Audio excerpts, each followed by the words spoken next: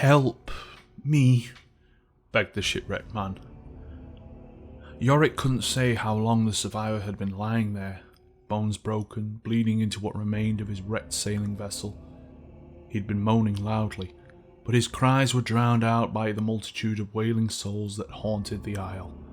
A maelstrom of spirits gathered around him, drawn to his flickering life force like a beacon, hungry to reap a fresh soul. The man's eyes widened in horror. He was right to be scared.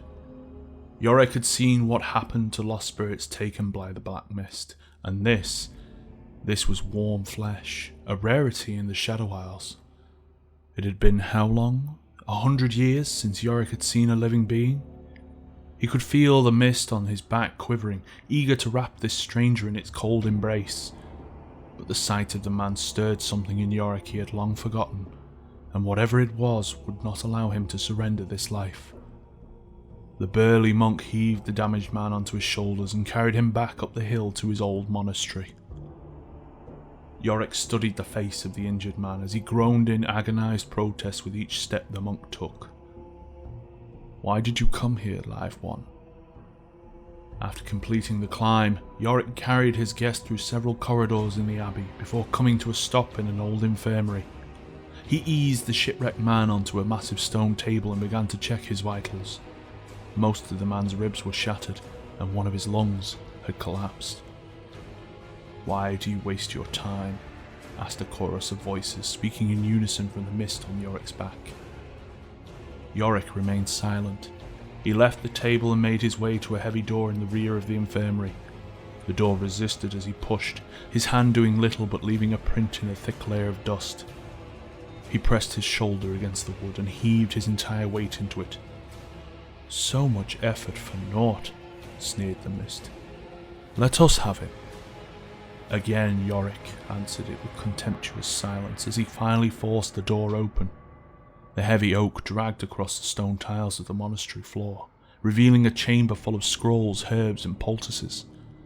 For a moment, Yorick stared at the artifacts of his former life, struggling to remember how to use them. He picked up a few that looked familiar, bandages yellow and brittle with age, and some ointment that had long turned to crust, and returned to the man atop the stone table.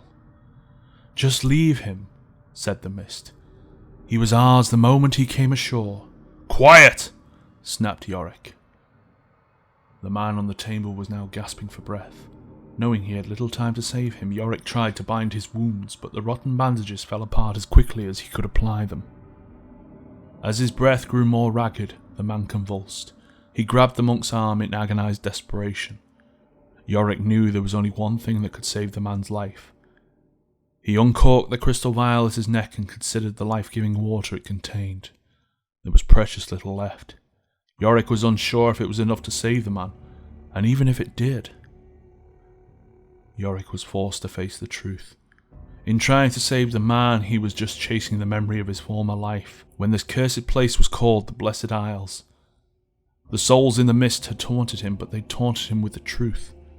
This man was doomed, and if Yorick used the tears of life, he would be too.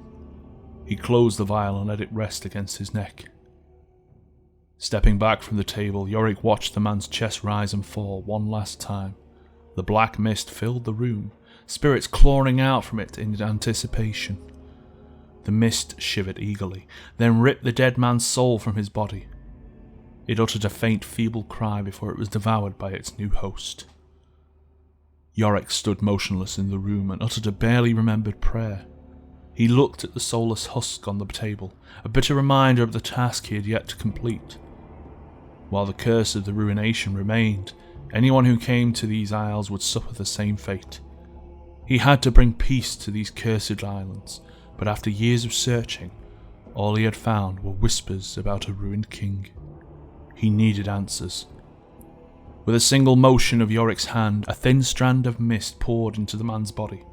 A moment later, it rose from the table, barely sentient, but it could see, it could hear, and it could walk. "Help me," said Yorick. The body shambled out of the door of the infirmary, its sloughing footsteps echoing through the halls of the monastery. It continued out into the foul air of the cemetery, walking through the rows of emptied graves. Yorick watched as the corpse trudged toward the centre of the aisles until it disappeared into the mist. Perhaps this one would return with the answer.